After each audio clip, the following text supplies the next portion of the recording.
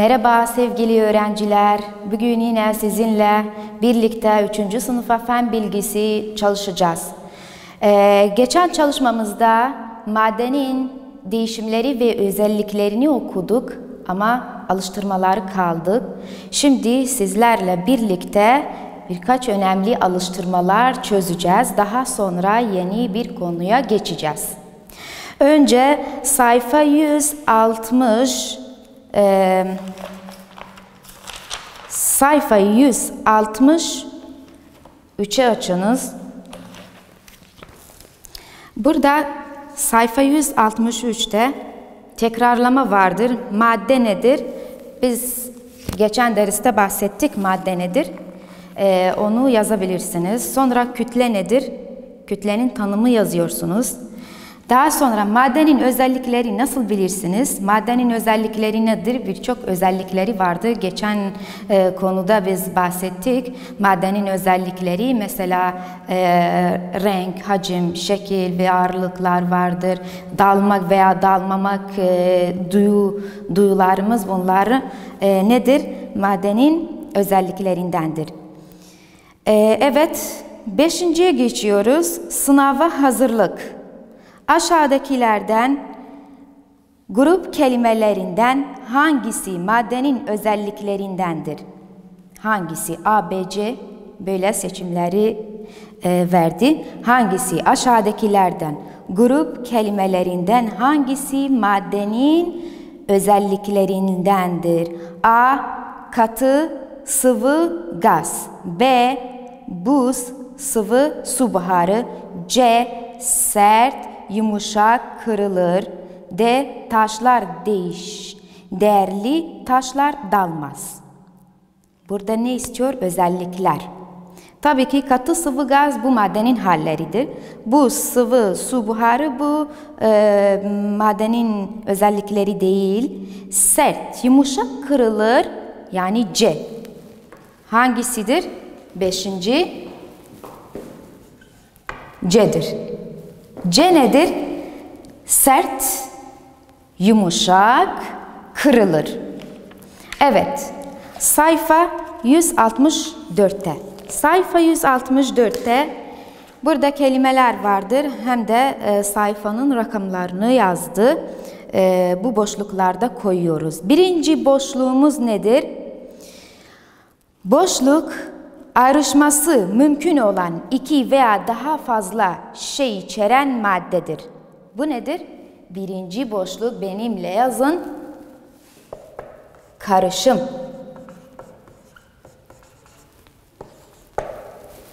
İki veya daha fazla maddeden oluşur. Buna diyorlar karışım. İkincisi, boşluk bir cismin su altına düşmesidir. Su altına düşmesidir nedir? İkincisi dağlar. Dağlar. Üçüncü boşluk bir cismin su üstünde kalmasıdır. Su üstünde kalmasıdır. Dalmaz. Dalmaz.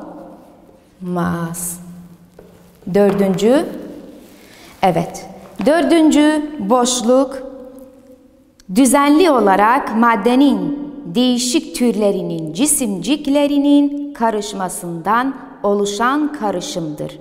Bu nedir? Çözelti. Çözelti. 5.'ye geçiyoruz. 5. boşluk madde içindeki miktarıdır. Madde içindeki miktarıdır. Nedir? Kütledir. Kütle. Evet. 6. boşluk madde bir boşluğu işgal edendir. Bir boşluğu işgal eden. Bu nedir? Maddedir.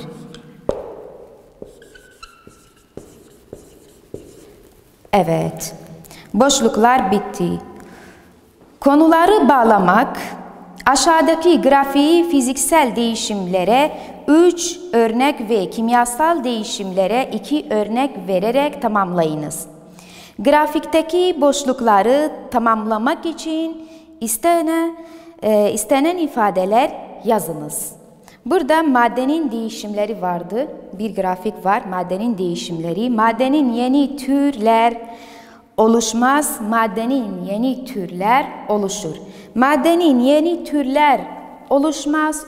3 örnek istiyoruz. Maddenin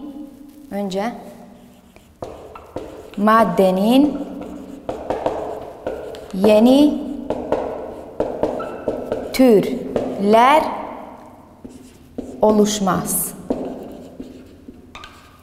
Yeni türler oluşmaz. 3 örnek istiyoruz. Yeni tür maddeyi oluşturamıyor. Nedir? Sabun suda erimesi.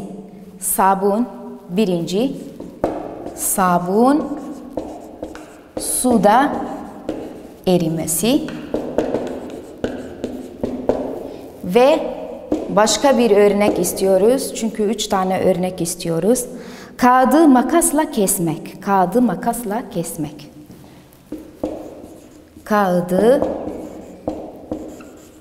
makasla kesmek. Üçüncüsü nedir? Balonu havayla doldurmak. Balonu havayla doldurmak.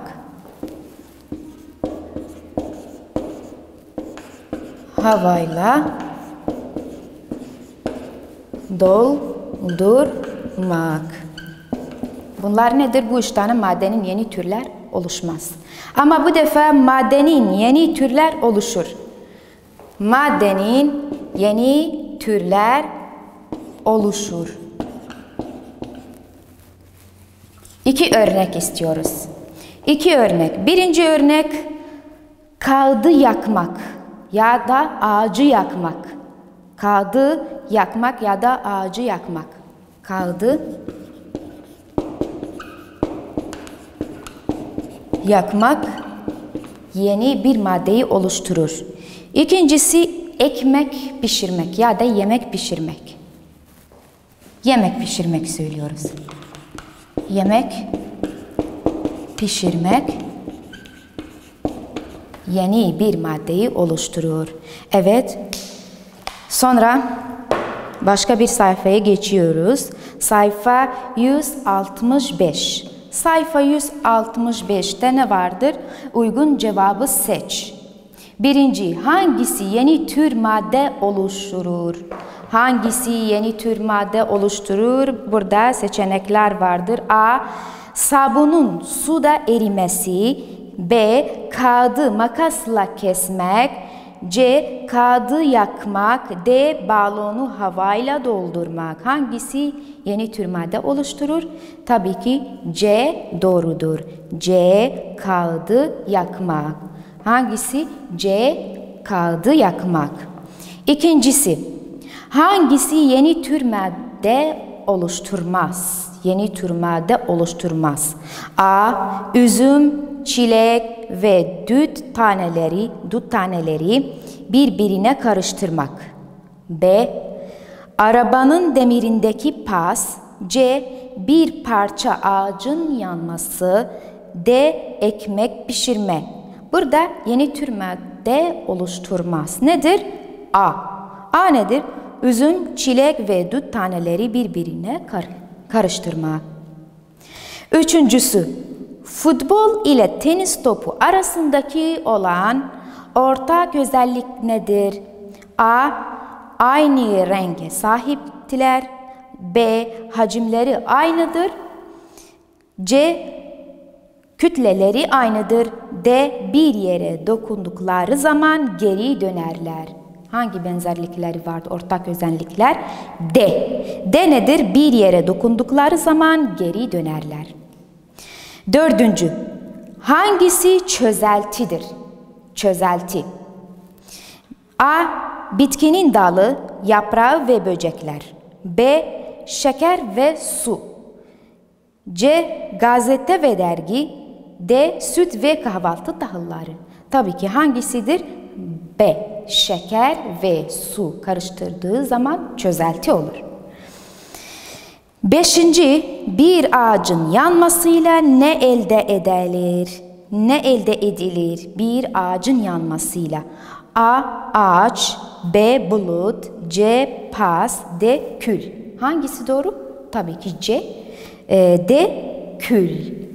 Ağacın yanmasıyla kül olur. 6'ya geçelim. Özelliklerinden hangisi demirin özelliğidir?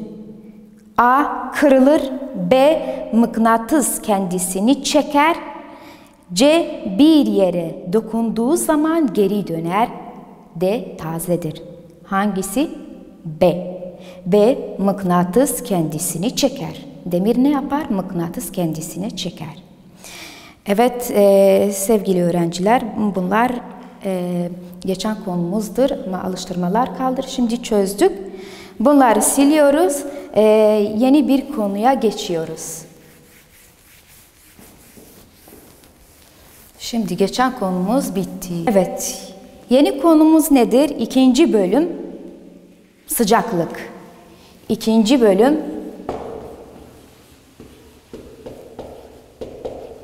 ne vardır? Sıcaklık.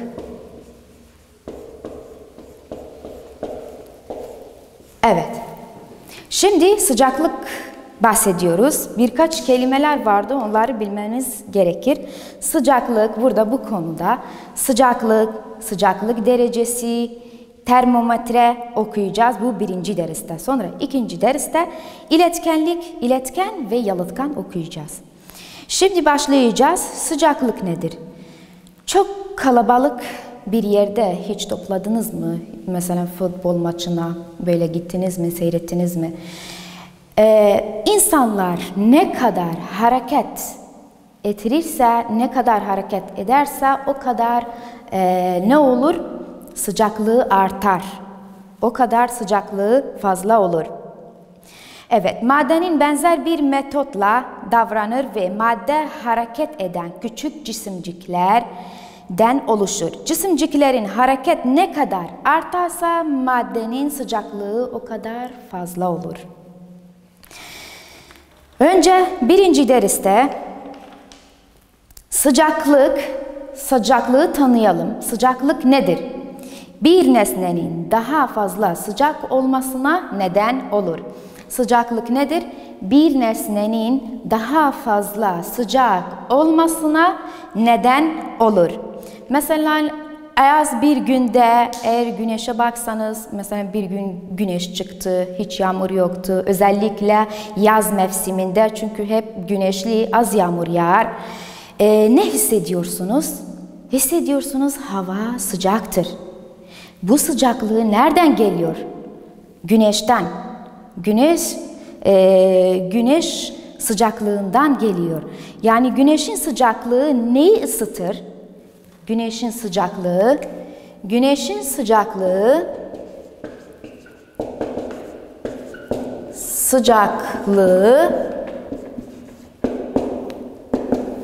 su, hava, toprak ve tüm canlılar ısıtır. Tüm canlılar ne yapar? Tüm canlıları ısıtır. Güneş bu önemi vardır. Güneşin sıcaklığı neyi ısıtır? Su, hava, toprak ve tüm canlıları ısıtır. Evet, bir ürünün ısınmasıyla başka bir ürün elde ederiz. Geçen çalışmada bunu öğrendik. Bir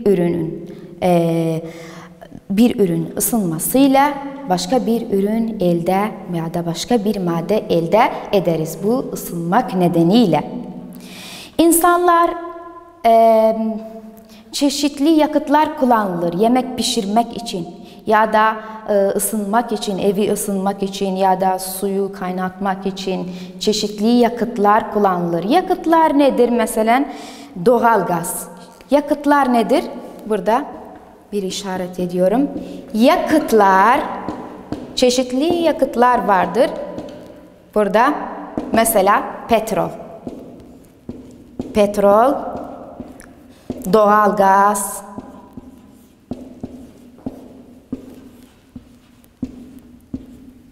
petrol, doğalgaz, elektrik, ağaç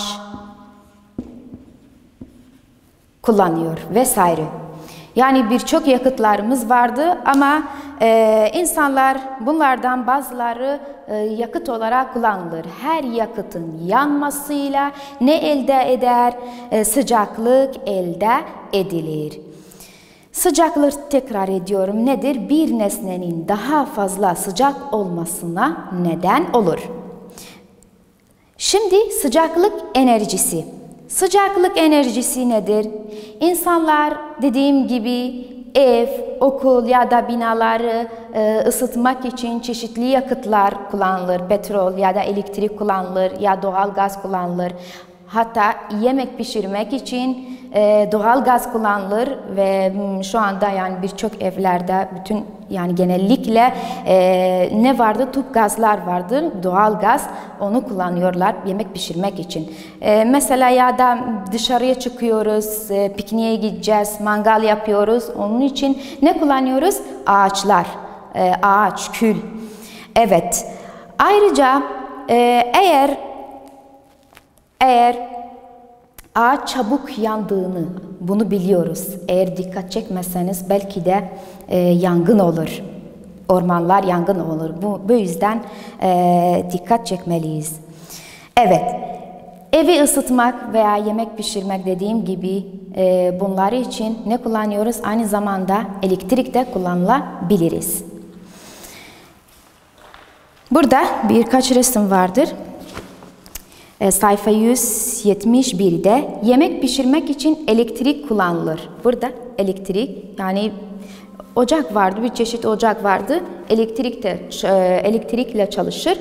Yemek pişirmek için kullanılır. Burada yemek pişirmek için doğal gaz kullanılır. Hem de ağaç kullanılır. Evet.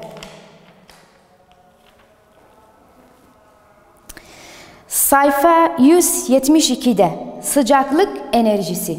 Sayfa 172'de sıcaklık enerjisi şimdi okuyacağım. Burada sıcaklık derecesi vardı ve termometre var. Sıcaklık derecesi ve termometre. Sıcaklık enerjisi.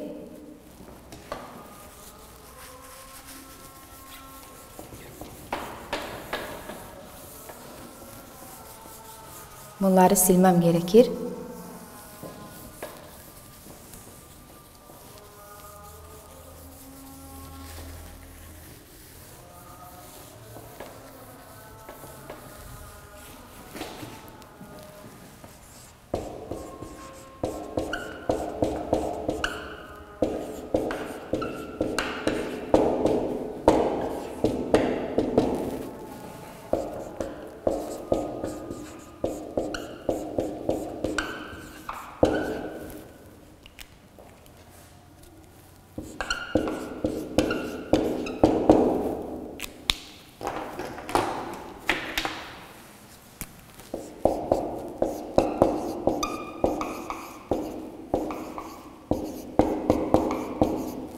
Evet.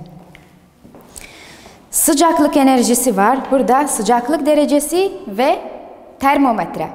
Önce sıcaklık derecesi nedir? Bir nesnenin sıcaklık veya soğukluk derecesidir. Bir nesnenin sıcaklık veya soğukluk derecesidir. Mesela nasıl? Biliyoruz mesela bir nesne sıcaktır veya soğuktur. Bu şimdi benim elimde sıcak değil. Sıcaklık derecesi şöyledir. Bir nesnenin sıcaklık veya soğukluk derecesidir. Termometre alıyoruz. Termometre nedir? Sayfa 172'de eğer baksanız bu alet bu termometredir. Bu termometre. Evet, termometre ise bir nesnenin sıcaklık derecesinin ölçmesinde kullanılan alettir. Bir nesnenin sıcaklık derecesinin ölçmesinde kullanılır. Bir nesnenin sıcaklık derecesinin ölçmesinde ne kullanıyoruz? Termometre. Termometre burada mesela bir resim çiziyorum. Bu resim nedir? Termometredir. Biraz termometreye benziyor. Üzerinde rakamlar vardır. Üzerinde ne vardır? Rakamlar gösterir, yazılmış ve içinde bir top vardı, kırmızı renk. Kırmızı renktir. Buna diyorlar santigrat. Santigrat. Şöyle yazılır, kısaltması şöyle. Santigrat. Evet. Yani termometre bir nesnenin sıcaklık derecesi ölçmesidir. Bu termometredir. Sadece bu çeşidi yoktu. Mesela bu havanın sıcaklık derecesi ne kadardı bize gösterir. Eğer hava ne kadar sıcak olsa bu santigrat yukarıya geçiyor. Yani yukarıya gider. Ama özellikle kış mevsiminde çünkü hava soğuktur, sıcaklık derecesi aşağıya iner. Yani bu santigrat ne olur? Aşağıya iniyor ve bazen 0 altına düşer, kar yağar. Evet, dediğim gibi hangi birimiyle ölçülür? Santigratla ölçülür. Santigratla ölçülür. Üzerinde yazılmış rakamlar vardı. Sıcaklık derecesini gösterir bize. Termometre ile hava, yemek veya vücudun sıcaklık derecesini gösterir. Yani sadece hava değil. Hava, yemek veya suyun sıcaklığı ya da vücudumuz sıcaklığını hepsi termometre ile ölçülür. Bu çocuk sayfa 172'de ağzında termometre koyduk, sıcaklık derecesini ölçer. Ayrıca doğal gazın sıcaklığı kaçtır? Şimdi burada yazıyoruz. Doğal gazın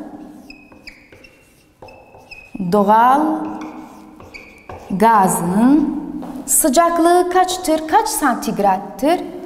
660 santigrattır. 660 santigrat. Doğal gaz. Sonra su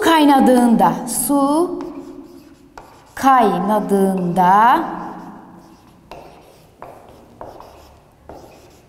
kaç santigrattır? 100. 100 santigrattır. Peki buz? Buz kaç santigrattır?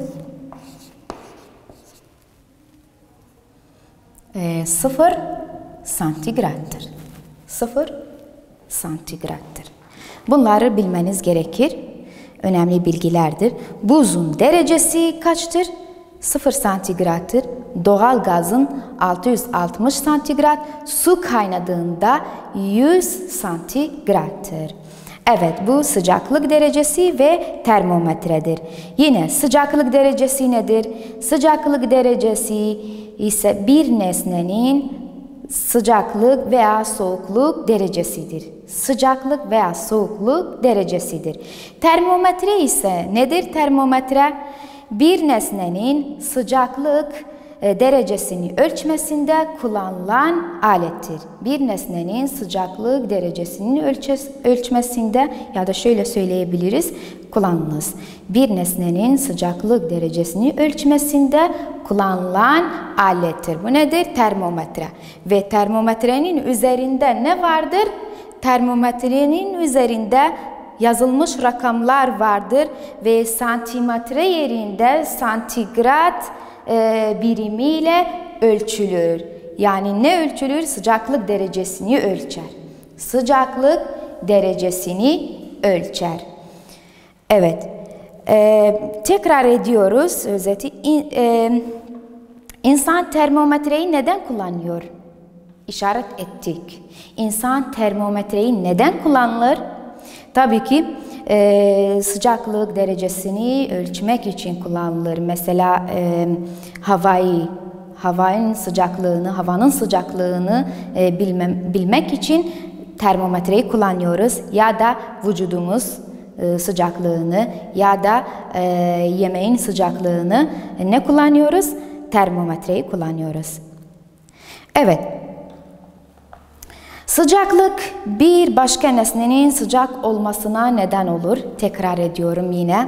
Sıcaklık nedir? Bir nesnenin daha fazla sıcak olmasına neden olur. Sonra çeşitli yakıtlar okuduk. İnsanlar hayatında çeşitli yakıtlar kullanıyor. Mesela petrol veya doğalgaz ya da elektrik kullanılır. Yemek pişirmek için doğalgaz kullanılır. Hem de bazen elektrik de kullanılır. Ayrıca ısıtmak için ne kullanılır? Aynı yakıtlar kullanılır. Mesela petrol ya da elektrik kullanılır ya doğalgaz aynı kullanılır. Daha sonra güneşin önemi nedir? Güneşin sıcaklığı neyi ısıtır? Burada biz daha önce yazdık. Güneşin sıcaklığı neyi ısıtır? Tabii ki dünyayı ısıtır. Tüm canlılar ısıtır. Hava, toprak, su ve tüm canlıları ısıtır. Bunları okuduk ve dersimiz buraya kadar, birinci dersimiz buraya kadar sona erdi. İzlediğiniz için teşekkürler. Görüşürüz.